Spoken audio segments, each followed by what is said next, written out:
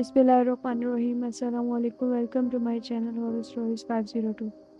कैसे हैं आप लोग? उम्मीद करती हूँ खैरियत से होंगे और अल्लाह ताला आपको हमेशा खुश और सेहतमंद रखे, आमीन। अगर कोई इस चैनल पर नया है तो हमारे इस चैनल को सब्सक्राइब करें। आज मैं वीरान रास्ते और कब्रिस्तान का पार्ट 2 शेयर करूँगी। मैंने वापस मुड़कर कब्रों की तरफ देखा तो अचानक से मुझे अपने सामने चंद कदम के फासले पर एक लड़की नजर आई, जो एक लाश को सामने रखकर इसके पास एक कब्र पर बैठी हुई थी।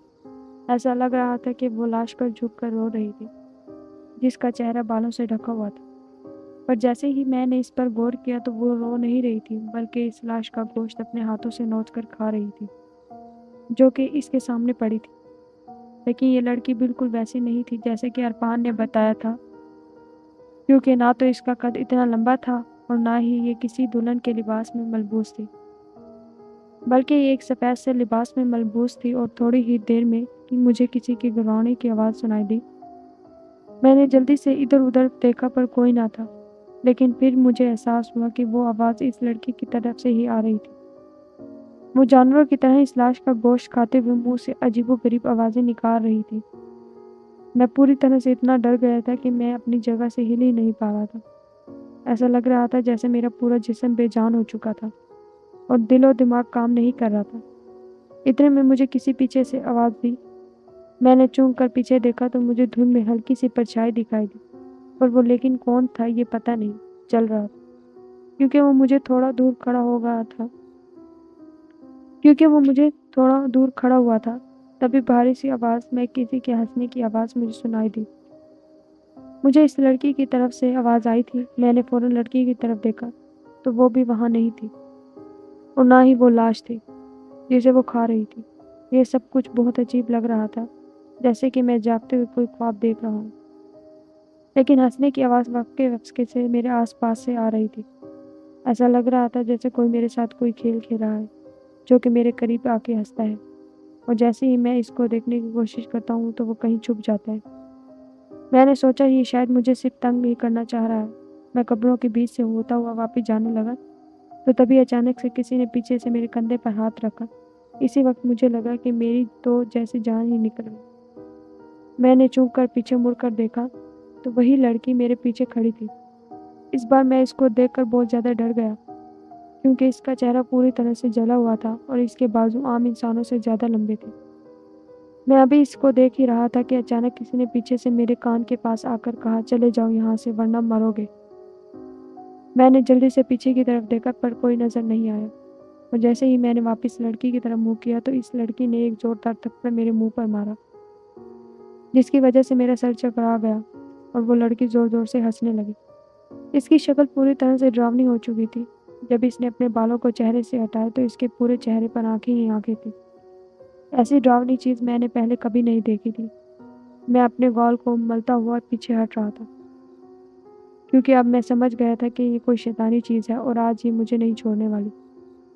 मैं आहिस्ता आहिस्ता इस लड़की की तरफ देखते पीछे की तरफ बढ़ रहा था कि अचानक से किसी ने मेरे पाँव को पकड़ लिया।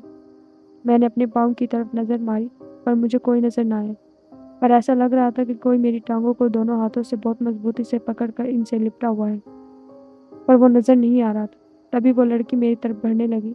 मैं पूरी तरह से खुद को छुड़ाने की कोशिश कर रहा था, पर मेरी सारी कोशिशें बेकार जा रही थी, क्योंकि किसी ने बहुत ताकत से मेरे दोनों पाँव एक जगह साबित कर दिए थे। मैंने अपने दोस्तों को आवाज़ देने की कोशिश भी की, लेकिन डर के मारे आवाज़ भी नहीं निकल रही थी, और वो लड़की अपनी उंगलियों को चाटती हुई मेरी तरफ बहुत ही आराम से आ रही थी। इसकी शक्ल तो पूरी तरह मनहूस हो गई थी, जिसको तो मैं कभी ख्वाब में भी ना दोबारा देखूं। इस वक्त सिर्फ मुझे यही लग रहा था कि आज तो मेरा काम तमाम होने ही वाला है। मैं इसकी शक्ल को नहीं देखना चाह रहा था। इस वजह से मैंने नज़रें नीचे की और मैंने जल्दी से हलते कोशिश करनी शुरू कर दी। इतने में मेरी नज़र अपने पाँव की तरफ पड़ी तो मुझे अपनी टांगों के पास एक सर नज़र आया। ऐसा लग रहा था जैसे मेरे पाँव में कोई बैठा हुआ है और इसी ने मेरी टांगों को पकड़ा हुआ है, जबकि पहले मैं अपनी टांगों और पाँव को छुड़ाते हुए मुझे कोई दिखाई नहीं दे रहा था। मैंने हिम्मत करके इसके बाल पूरी तरह ताकत से नोच डाले, और जैसे ही मैंने इसके बाल नोचे इसने खौफनाक सी चीख मारी और फौरन मेरे पाँव को छोड़ दी। फिर क्या था, मैंने कोई कब्र नहीं देखी और ना ऊंचा नीचा रास्ता देखा, और कब्रों के ऊपर पाँव रखता हुआ वहां से भाग निकला। میں اس قدر اندھا دھند بھاگ رہا تھا کہ بھاگتے ہوئے میں عرفان سے جا ٹکرایا اور ہم دونوں زمین پر گر گئے۔ میں پھر جلدی سے اٹھا اور بھاگنے لگا۔ بلو نے جلدی سے مجھے پکڑ لیا اور پوچھا، ابھی کہاں بھاگنے لگا ہے؟ میں نے بنا دیکھے ہی اپنے آپ کو چھڑانے کے چکر میں بلو کے منہ پر 2-3 مکے مار دی، جس سے اس کی ناک سے خون بہنے لگا۔ اتنے میں توقیر اور عرفان نے جلدی سے مجھے پکڑ کر جھنجھوڑا۔ تبھی مجھے پتہ چلا، اوہ یہ تو میرے دوست ہیں۔ پھر میں پاگلوں کی طرح ان کے چہروں پر ہاتھ پھیرنے لگا اور بار بار ان کے نام لینے لگا۔ انہوں نے مجھے کہا، ارے کیا ہوا ہے تجھے؟ اور تو نے بلو کو کیوں مارا؟ اندھا ہو گیا تھا کیا؟ میں نے بلو کی طرف دیکھا تو بلو اپنی شرٹ سے اپنی ناک کو صاف کرتے ہوئے ڈرے ہوئے انداز میں میری طرف دیکھ رہا تھا۔ میں بلو کے پاس جانے لگا تو بلو مجھ سے ڈر کے پیچھے ہٹ رہا تھا۔ میں نے کہا، یار سوری، دیکھ مجھے پتہ نہیں تھا تو ہے، میں تو بس اپنے آپ کو چھڑا رہا تھا، تو اسی افراتفری میں بس مجھ سے غلطی ہو گئی یار۔ بلو نے غصے سے کہا، وہی رکھ، میرے پاس نہ آنا، جو تو نے کرنا تھا وہ تو کر دیا، اب پاس نہیں آنا ورنہ میں تجھ سے کبھی بات نہیں کروں گا۔ بلو کی یہ بات سن کر میں نے کہا، چل یار ایسا کر، تو بھی مار لے مجھے، پر غصہ نکال لے، مجھ پر ایسے غصہ نہیں کر، تجھے تو پتہ ہے نا تم لوگ میری جان ہو اور میں واقعی میں شرمندہ ہوں، اس لیے تجھے بول رہا ہوں، چل میرے منہ پر پنچ مار۔ بلو نے کہا، نہیں میں تیری طرح پاگل نہیں ہوں کہ پہلے ہتھوڑے جیسا پنچ مار کر تیرا تھوڑا سجا دوں، بعد میں سوری بولنے لگوں، لیکن پھر بھی تو ہماری جان ہے، پر رنگ بازوں تو یہ بتا دے کہ یہ اندھوں کی طرح تو جا کدھر رہا تھا؟ میں نے کہا، یار عرفان کی بات سچ تھی کہ وہ لڑکی واقعی میں کوئی ڈراؤنی چیز ہے، پر ایسا لگتا ہے کہ وہ ایک نہیں بلکہ 2 چیزیں ہیں۔ بلو نے کہا، اچھا اس کا مطلب تو ان سے ڈر کر بھاگ رہا تھا؟ میں نے کہا، ہاں یار، اس نے تو آج مجھے مار ہی دینا تھا، وہ تو میری قسمت اچھی تھی کہ میں نے فوراً آیت الکرسی پڑھنی شروع کر دی اور اس سے جان چھڑا لی، ورنہ آج شاید تمہیں میں زندہ نظر نہ آتا۔ بلو نے ڈرتے ہوئے سب دوستوں کی طرف دیکھتے ہوئے کہا، اس کا مطلب ہمیں اب جلدی سے ادھر سے نکل جانا چاہیے، ورنہ یہ نہ ہو کہ وہ چیزیں تیرے پیچھے بھی یہاں آ جائیں۔ بلو کی یہ بات سن کر عرفان، ناصر اور توقیر بھی پوری طرح ڈر گئے۔ ابھی ہم باتیں ہی کر رہے تھے کہ کسی کے بھاگتے ہوئے قدموں کی آواز سنائی دی۔ ہمیں ایسا لگا کہ جیسے کوئی ہماری طرف بھاگتے ہوئے آ رہا تھا۔ ناصر نے کہا، یار تمہیں ایسا نہیں لگ رہا کہ جیسے کوئی ہماری طرف بھاگتا ہوا آ رہا ہے؟ میں نے کہا، یار آواز تو آ رہی ہے۔ اتنے میں توقیر نے ایک سائڈ پر دیکھتے ہوئے کہا، یار وہ کھمبا پہلے تو یہاں نہیں تھا، وہ دیکھو۔ جب ہم سب نے توقیر کی بتائی گئی سائڈ پر دیکھا تو وہاں واقعی میں ایک بڑا سا کھمبا سا دکھائی دیا، جو کہ پہلے نہیں تھا۔ ہم سب دوستوں کی نظریں اس کھمبے پر ٹکی ہوئی تھی۔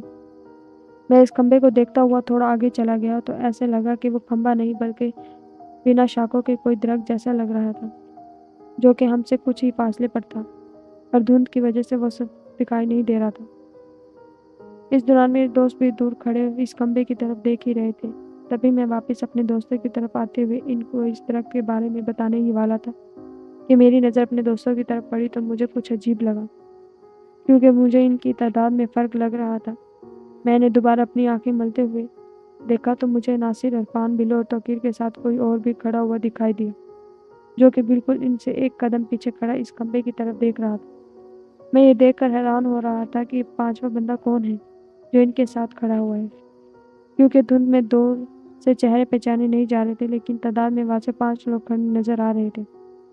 تبھی میں نے وہیں سے کھڑے ہو کر اپنے دوستوں کو آواز دی، ارے او ڈھگنوں، یہ تمہارے ساتھ کون ہے؟ جب میرے دوستوں نے اس بندے کی طرف دیکھا تو ان کے ہوش ہی اڑ گئے، کیونکہ وہ کوئی نہیں تھا بلکہ میری ہی شکل میں کوئی ان کے ساتھ کھڑا ہوا تھا، اور میرے دوست کی حیرت سے کبھی اس بندے کی طرف دیکھتے تو کبھی میری طرف دیکھنے لگے۔ میں نے کہا، ارے کیا دیکھ رہے ہو، وہ بندہ کون ہے؟ تبھی توقیر باقی دوستوں سے کہا، تو وہ آ رہا تھا، تو یہ کون ہے پھر؟ اتنے میں سب دوست اس بندے سے ڈر کر پیچھے ہٹنے لگے۔ تبھی میں جلدی سے اپنے دوستوں کی طرف بڑھتا ہوا ان سے کہہ رہا تھا کہ یہ کون ہے؟ اتنے میں اس بندے نے ناصر کو گلے سے پکڑ لیا اور ایسے اوپر اٹھا لیا کہ جیسے ناصر کا کوئی وزن ہی نہ ہو۔ جب میں اس سے کچھ قدم ہی دور تھا تو میں بھی اس کی شکل دیکھ کر حیران رہ گیا کہ یہ تو بالکل میرے ہی جیسا ہے۔ اس دوران ناصر اپنے ہاتھ پیر چلا کر خود کو اس بندے سے چھڑانے کی کوشش کر رہا تھا، لیکن ناصر اس کے آگے بے بس ہو گیا تھا۔